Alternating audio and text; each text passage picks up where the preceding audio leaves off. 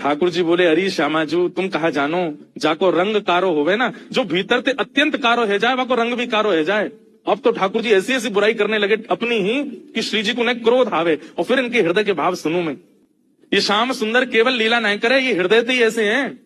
मुझे तो ऐसा लगे जैसे जैसे आपने भौंराव देखो है ना, श्री जी वो एक पुष्प पे बैठे है, वाको रस ले, फिर दूसरे पुष्प पे चलो जाए, वाको रस ले। और देखो भौंराव भी कारो रे और एक कन्हैया भी कारो। जो एक को कभी नहीं रह सके, ये तो सबको है।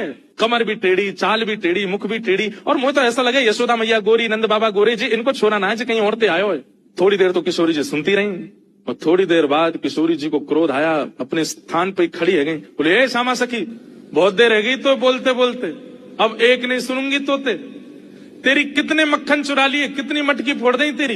अरे ललता लेके आ, भीतर तो याकू दे दे। यहाँ आ गई है रोवे के काजे, श्याम सुंदर की बुराई कर रही है, यहाँ पे खड़े है कि तू कहाँ जाने, वो कौन है। अरे पूरा ब्रह्मांड उनकी भ्रगुटी पर नृत्य करे, वो अगर अपनी भौं उठा दें तो नूतन प्रलय है जाएगा। अरे तुम ब्रजवासी के प्रेम के काजे बेचारे यहाँ आए गए हैं, तुम तो नेक लीला कहा कर ली, शिकायत करवे आ गई वहां पे।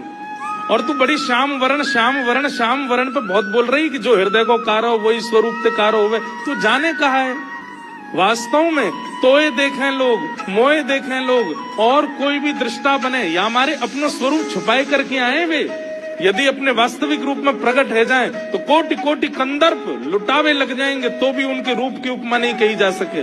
उनकी बुराई कर रही है मेरे सामने खड़े है के। अरे इंद्रादि देवता थर थर कांपे जिनके मारे, वो यशोदा मैया और तुम सब ब्रज गोपीन के काजे सहज है गए, सरल है गए, प्रेम के अधीन है करके सब लीला कर रहे हैं, और उनकी शिकायत करवे आ गई मेरे सामने।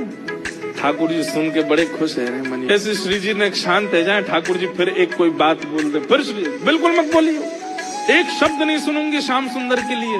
अरे सखी तू जाने ना है श्याम सुंदर को, तो साक्षात परमात्मा है वो। यदि तुम्हारे संग ये लीला कर रहे हैं तो अपने भाग्य मनाओ, अपने सौभाग्य मनाओ। उनकी रूप कांति को मैं कहा वर्णन करूं, कोटि कोटि किशोरी जी वार दे जाएं तो भी श्याम सुंदर की रूप की महिमा ना कही जा सके। मेरे सामने एक शब्द नहीं बोली उनके बारे में।